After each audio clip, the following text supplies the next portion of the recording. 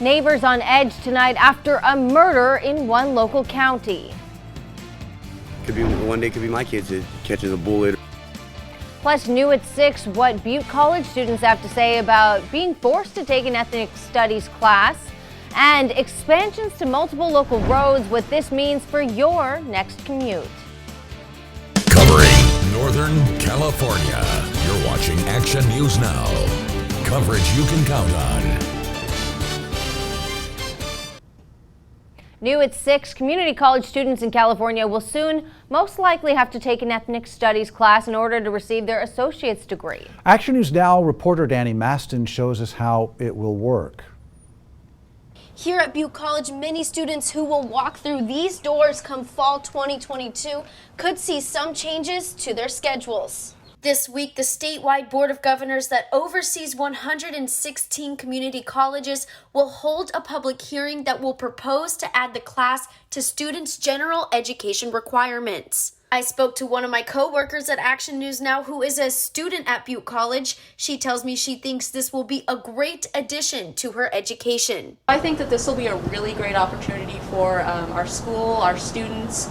I think that these classes will allow us to better understand each other as humans. Everywhere you go, you're going to meet different people, and it's important to be able to understand where they're coming from and to respect them.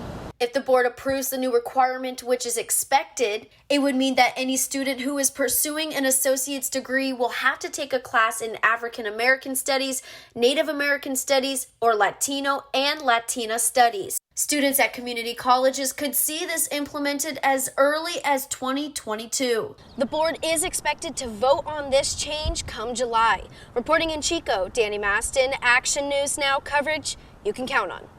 Well, some details still need to be negotiated between local districts and their faculty, such as specific courses that would meet requirements at each college. The state chancellor's office plans to leave those decisions up to local colleges and leaders and faculty. Well, new housing may be coming to North Chico as the county looked at the plan that has been in the works since 1995 at today's board meeting. Action News Now reporter Tori Apodaca joins us live from Hicks Lane. Tori, with all this future building between Highway 99 and the Chico Airport, what will they be doing about traffic in the area? Well, it is going to include lots of strategic connections. So right now I'm on Hicks Lane, and as you can see behind me, it's 2 lanes, but it's soon going to be expanding into 4. So I might be standing right on the 3rd or 4th lane. And then these 4 lanes will be able to go into the new roundabout that the city is working on off of Highway 99 onto Eaton. That is why the neighbors living in North Chico are asking both the county and city for transparency on these expansion projects. I don't know where they're going to get all the footage for that, but it just means a lot of traffic coming this way. And then the conversation becomes, what is the obligation of the property owner that is developing which of the phases, and how much of their fees are owed versus what the improvement is. Some of the other expansions will include connecting the area through a bridge over Kitty Hawk, widening the existing Sycamore Bridge, and creating a bridge on the southwest of Sycamore. And at today's board meeting, they emphasized that this infrastructure plan is not locked in and they're still working on developing a full circulation plan. Live in Chico, Tori Apodaca, Action News Now, coverage you can count on. Thanks, Tori. They'll be securing a grant for CEQA review in the environmental status of the area to be completed by fall of 2022. The suspect in an early morning murder in Oroville is in jail tonight. Now, that shooting, it happened here along Burlington Avenue. This is in South Oroville. Police got a 911 call about gunshots at a home at 3:30 a.m. Officers found a man shot dead inside. The Butte County Sheriff's Office says they arrested this man, Isom Brown, during a traffic stop in Oroville just hours later. We spoke to neighbors about what happened. I got little kids, and I don't want them to grow up around this stuff, and one day could be my kids that catches a bullet or a knife. The violence increases over here just daily, you know. We're working to learn more about the motive for the shooting. Police won't release the victim's name, though, until family is notified. Reading police arrested a man they say axed his way into a cannabis dispensary. Police say that last night the alarm went off at Synergy Cannabis on Hempstead Drive. Police say they found a shattered glass door but no suspect at the building. Here's the video surveillance though that revealed a man using a hatchet to break in and steal cannabis. 12 hours later though, police got a call about a homeless man on a front porch of someone's house. And that's where they found Ryan Sullivan wearing identical clothing to the man in the video breaking in and stealing the cannabis. And they say they found stolen cannabis goods on him. New details tonight on a deadly rollover crash in Oroville. The Butte County coroner says the man who died yesterday has been identified as Kimani Edwards of Palermo. Police found Edwards dead at the scene. They say that the impact of the crash threw him from the SUV when it rolled over yesterday morning at Ophir Road and Bagot Palermo Road. Well, you're looking live now at the Sundial Bridge in Reading. You can see mostly clear skies as we head into this Tuesday evening. Still relatively pleasant weather out there. Chief Meteorologist Jason Stiff joins us now. I don't care what the temperature is right now, Jason. I just know that a lot worse, a lot hotter is coming our way probably pretty soon. Yeah, we do have more heat. Today was a nice break, a little bit of a cool down from yesterday back to seasonable levels for the last week of May, but do not get used to it. Right now we have 60s and lower 70s for the mountains, the plateau, and some of the foothills. Right now it's 75 degrees in Paradise, a pleasant 81 in Chico, slightly below average. Also in Reading, 84 degrees. Our average high is 85. And it's 72 degrees in Weaverville compared to yesterday, though. There is that handful of degrees below yesterday, between 1 and 5 degrees. But again, don't get used to that. Now, as far as our fire danger is concerned, unfortunately, it is going to get hotter. Temperatures in the foothills near 80 degrees, upper 80s and lower 90s for the valley. The wind, thankfully,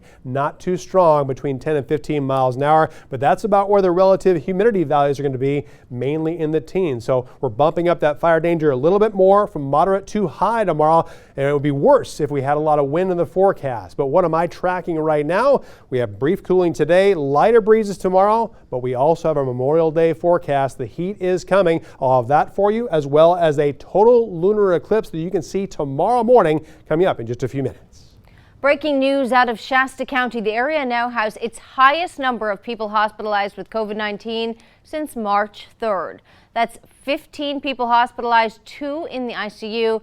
Now, 228 people have died since this pandemic got started. Chico State will host on-campus COVID-19 vaccine clinics through the summer. They're open to the community. It's a partnership with Rite Aid. Now, that next clinic is Tuesday, June 1st from 10 a.m. to 4:30 p.m. at the Bell Memorial Union Auditorium. The Pfizer vaccine is available, so the clinic is open to children aged 12 and older with parental consent. Chico State is now re-examining its campus policing policies a year after the death of George Floyd. A member of the task force tells Action News Now the group's recommending the university create a mental health response team with grad students in the social work or basic needs programs. The goal is to better help assist students who are experiencing a mental crisis and to allow campus police to focus on other calls or threats of violence. There have been incidents here in our community, in the city of Chico, in addition to what's happened on campus, where the correct response would have been having a mental health professional show up and engage with a citizen, right? But that's not been our current process. Our current process is to have our officers have to respond to these things. Morton says the task force is proposing the mental health group, made up of 10 to 40 people, would work 12-hour shifts so there would always be somebody available. Butte County's first ever morgue is still in the building process. Today, the Board of Supervisors approved an amendment that has a new addition. You're taking a look at the rendering of the new facility. The board gave the green light today for the sheriff's office to potentially fit an additional storage space into the project budget. This is in addition to the morgue evidence project that broke ground last November. The space will store large items like vehicles kept as evidence. We have to protect them from the elements and maintain their security, and so having a building that we could keep those items in would ultimately allow us to, again, preserve them, protect them while they're in our custody, and ensure that there's a proper chain of custody for court purposes going down the road. There is already an off-site storage lot, but the sheriff is hoping to consolidate all into one location. There's a maximum budget of $13.5 million to get the plan accomplished. The county morgue facility is still on track to be completed by the end of the year. Reading city leaders set new guidelines for behavior during supervisor meetings. This is Shasta County leaders. Take a look now at some of the rules of order. Signs and posters are allowed, but the size needs to be limited. People also must sit in the seats provided in the supervisor's chambers. Unreasonable cheering, yelling, and whistling will be prohibited. Some people at the meeting were in favor of the rules. Others felt it was stepping on their rights. And the board for establishing some protocol that was so badly needed. Last time I was here, it was a 3-ring service, and there's no reason for that. We're here to get civil discourse. When we come forward and you give us 3 minutes to speak, that means that you folks don't interrupt. That's our 3 minutes. That also means that we can come forward and we can criticize the policies, procedures, programs, and the services of the agency. Now, the Board of Supervisors also voted to mark May, the month of May, as Asian American, Native Hawaiian, Pacific Islander Month. Well, happening right now, the Reading Planning Commission is meeting, and commissioners are considering a 3-year extension for a 26 multiple family housing lot on Old Alturas Road. The commission will also consider permit use for a sewer line on Twin Boulevard, and they'll also be getting a general plan update. Massive wind farms are headed to Northern California, and coming up, we'll share with you where this is going to happen and how many homes will be powered. Plus, an iconic brewery finally reopening its doors. That's straight ahead on Action News Now at 6.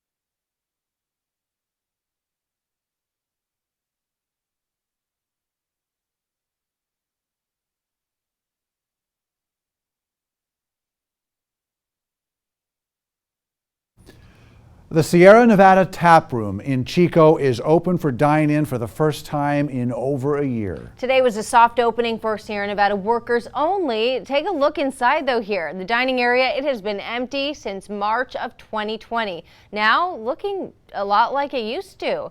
People, you can see them enjoying food and of course the Sierra Nevada famous beer. Starting tomorrow, the restaurant will be open to everybody, but you will have to make a reservation online or just call in.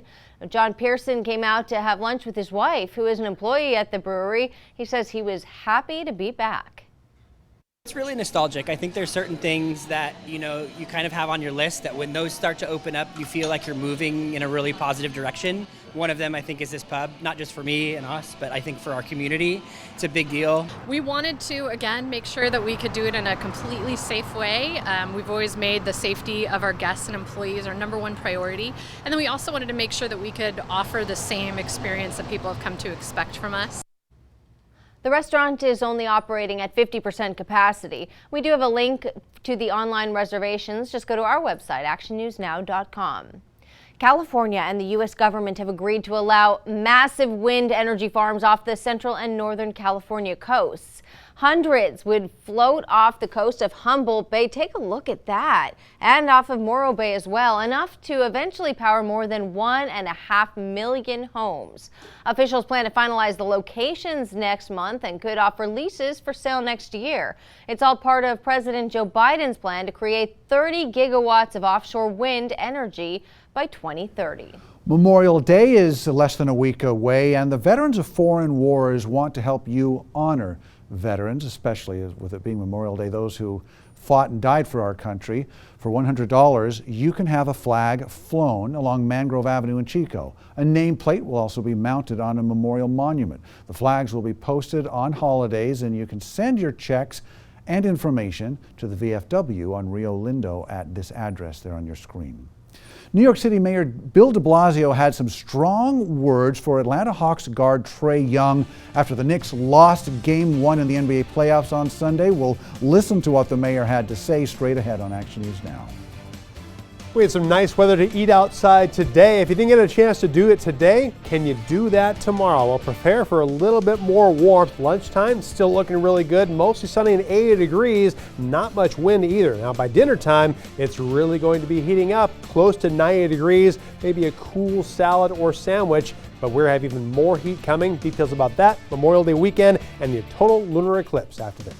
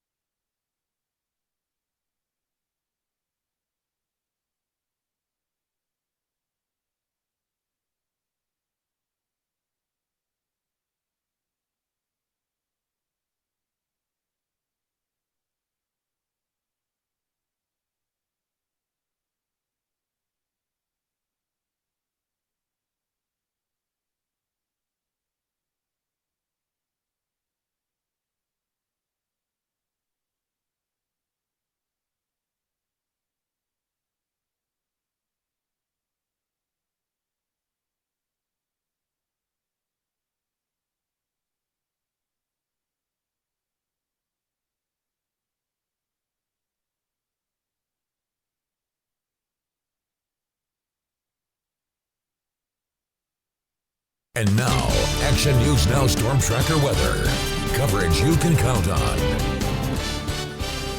We're heading into another pleasant evening, and I know that Chief Meteorologist Jason Stiff has kind kind of a lunar event to tell us about tonight as well. Yeah, Jason, what are we looking at? Yeah, we have solar heat, we have total lunar eclipses. It's all about space and astronomy. But meteorology too here back on Earth. Temperatures were really nice today. More seasonable, slightly cooler than average, but do not get used to that. Right now it's 69 degrees in Bernie, 65 degrees in Chester, 84 in Reading, just one solitary degree below average, 84 degrees in Corning, and 81 warm but comfortable degrees in Chico. This is nice to see with all the dry air and dry fuel on the ground. The wind currently not too strong. Alturas strongest at 17 miles an hour. Everyone else in the region less than 10. And the good news is, as far as our sky viewing is concerned, the clouds are disappearing rapidly. Yesterday we had some showers and storms popping up. Why do we want that clear sky? Well, we have a really cool lunar event to show you. Now we have the super flower blood moon lunar eclipse. Say that 5 times fast. Why is it a super moon? Well,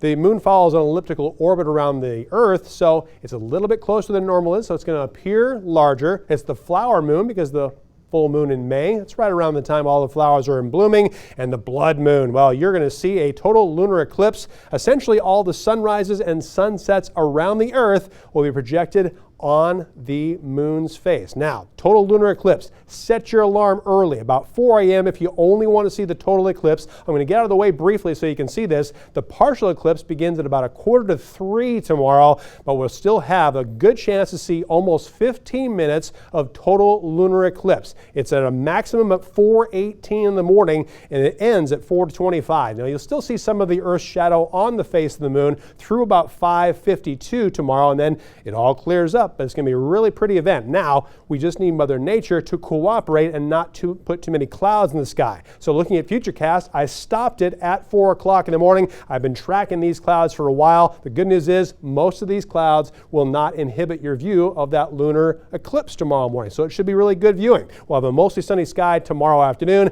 a little bit more cloud cover Thursday as another storm moves over Oregon, but all it's going to do for us is give us a couple clouds and a few breezes, and then we have a very hot Memorial Day weekend ahead. Here's your forecast for Wednesday. It will start warming up already. High for 85 degrees for Weaverville, up to 83 degrees in French Gulch and 80 degrees in Wairika, also 80 in Quincy, 73 degrees in Mineral, and 75 degrees in Alturas, with a lot of sunshine with a nice mix of sun and clouds. For the Ridge tonight, we'll have lows mainly in the 50s. Daytime highs, though, are going to start warming up, 70s and lower 80s. For the Valley tonight, a mostly clear sky, temperatures in the 50s in the morning. Daytime highs will be hotter than today, upper 80s and lower 90s. It's going to go up from there. The Chico area, also mostly clear. Don't forget, set your alarm about 4 a.m. if you only want to see the total lunar eclipse, and you'll have a chance to see it. Highs tomorrow afternoon, upper 80s and lower 90s. Look at this 7-day forecast. Breezes Thursday and Friday, and then look at this, Saturday in Chico, 90, 95 Sunday, 98 degrees Memorial Day,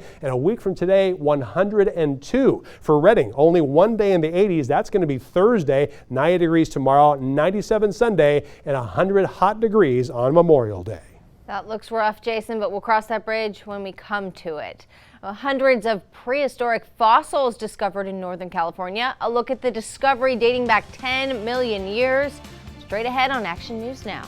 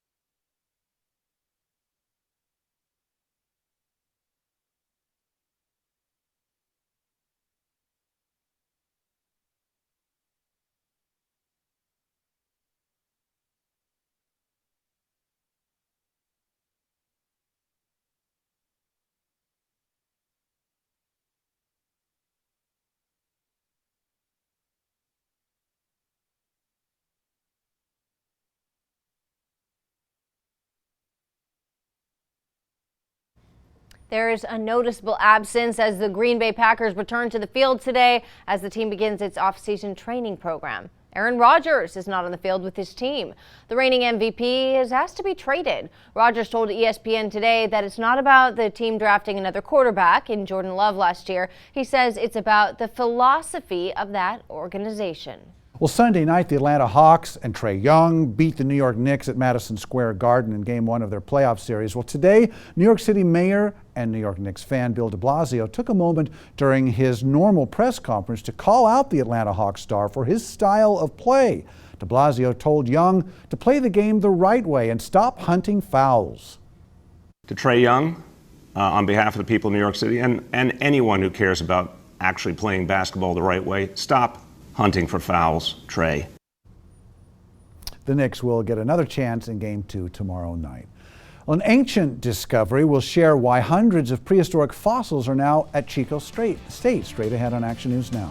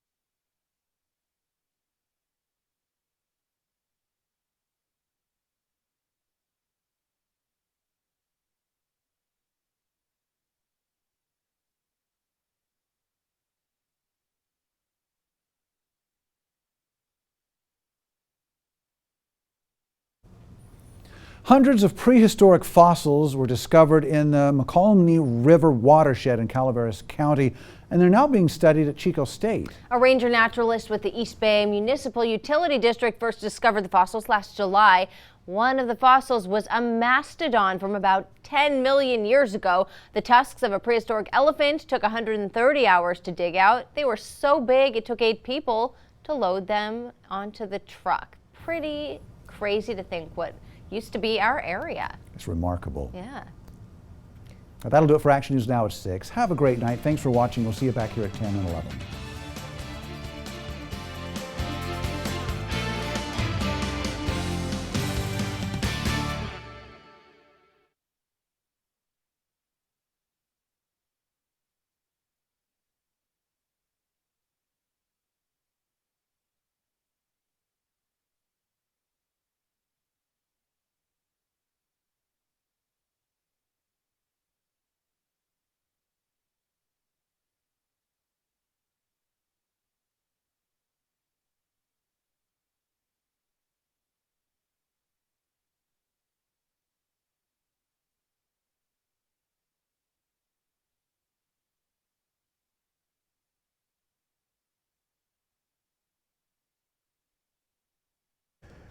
More heat is coming our way. Over a 7-day forecast at 11.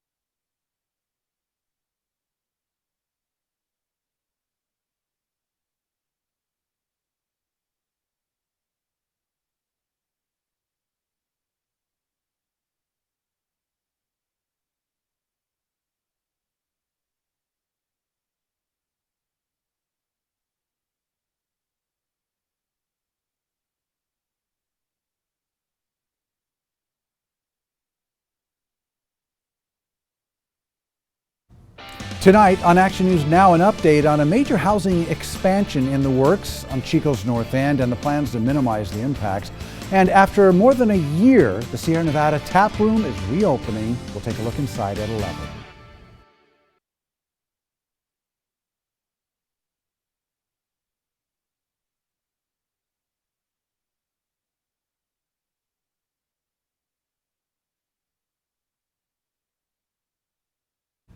Tonight on Action News Now, the latest on the investigation into a deadly early morning shooting in Oroville and a look back at local George Floyd protests 1 year after his death at the hands of police in Minneapolis at 11.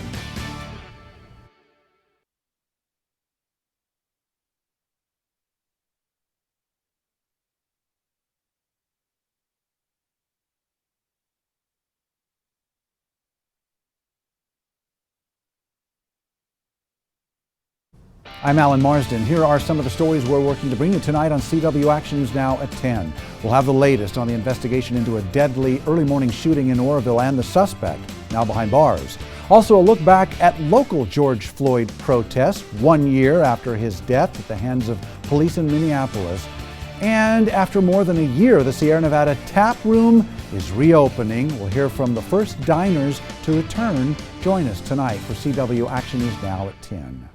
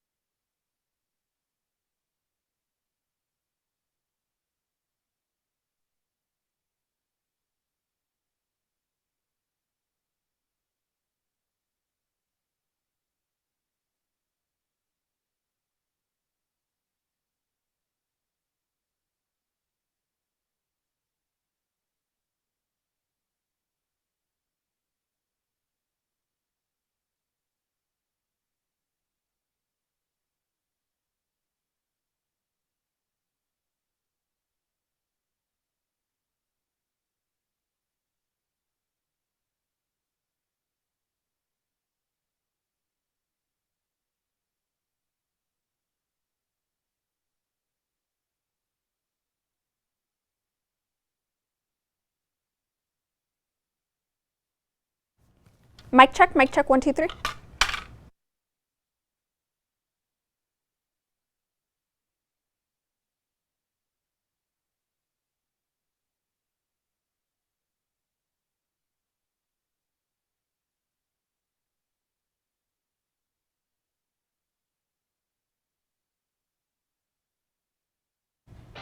Buenos días, les saluda Karen Álvarez. El primer morgue del condado de Butte aún está en proceso de construcción. El martes, la Junta de Supervisores aprobó una enmienda que tiene una nueva adición.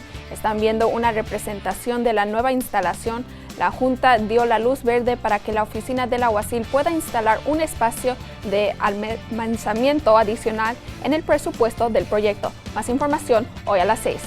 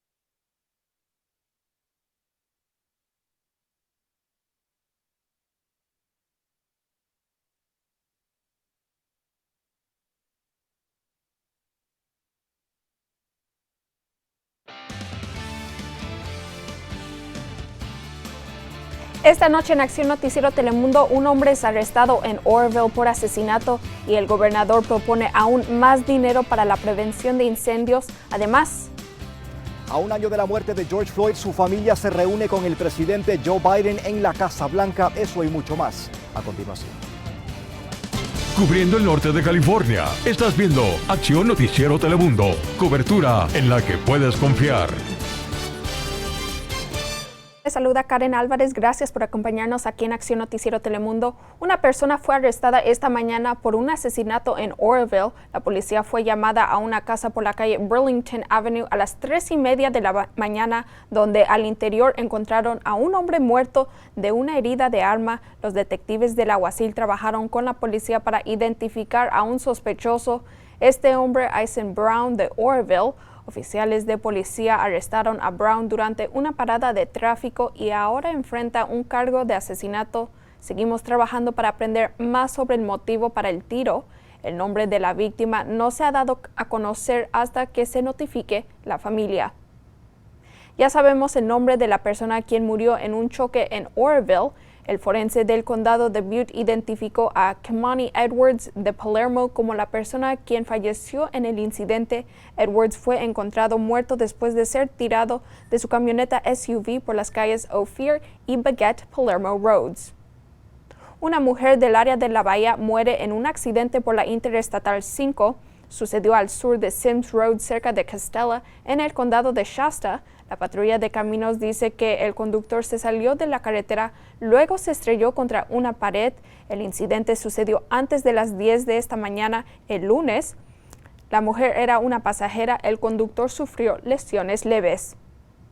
Un indigente en juicio por asesinar a una mujer en el campus de la Universidad de Chico ahora se encuentra en camino a un hospital mental estatal. Un juez encontró a Samuel Johnson no culpable por motivo de locura el martes por el asesinato de Linda Blackston en el 2018 en el campus de Chico. Johnson fue encontrado culpable de ese asesinato. A medida que California se hunde más profundamente en la sequía, en este punto California ha tenido más de 900 incendios forestales adicionales. El año 2020 fue un año récord.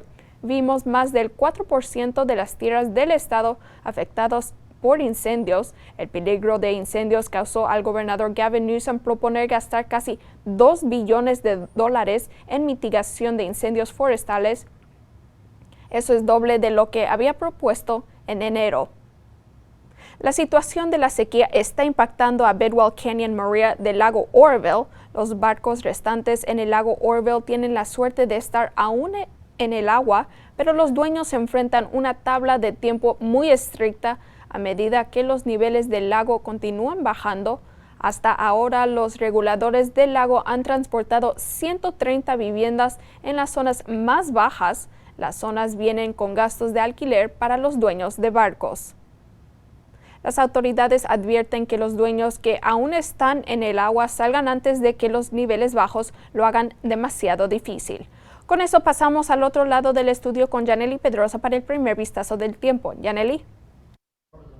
Gracias, Karen, y muy buenas noches, amigos en casa. Aquí les tengo un vistazo de esas temperaturas mínimas que usted puede esperar para esta noche. Como podemos ver aquí en el valle, esas temperaturas van a estar mayormente en los altos 50, pero alrededor podemos ver que en unas áreas van a estar en los 30 y en otras podrían estar en los bajos 40.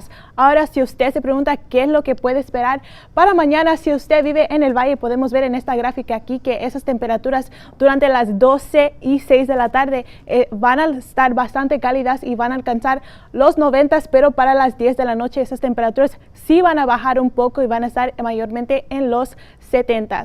Ahora, si usted vive en la zona de las montañas, podemos ver que esas temperaturas van a estar un poco más frescas y que entre las 12 y 6 de la tarde esas temperaturas van a estar en los 70, pero para las 10 de la noche podemos ver que esas temperaturas van a bajar también y van a estar en los 50. Eso es todo de mi parte. Regreso contigo, Karen. Gracias, Janely. Hoy se cumple un año de la muerte del afroamericano George Floyd a manos de un policía.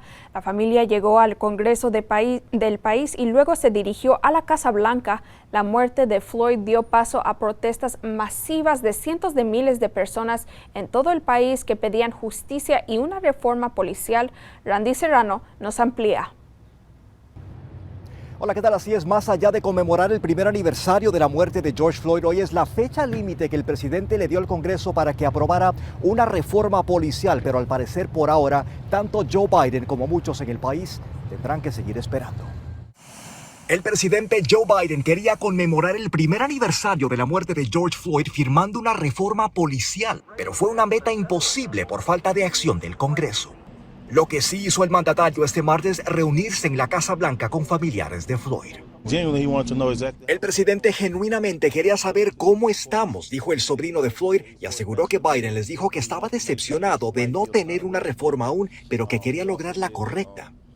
Tras el encuentro, el presidente dijo en un comunicado, para traer cambio deben rendir cuentas los oficiales que han violado la ley y debemos construir una confianza duradera entre la gran cantidad de hombres y mujeres que se ponen su placa honorablemente y las comunidades que ellos sirven y protegen.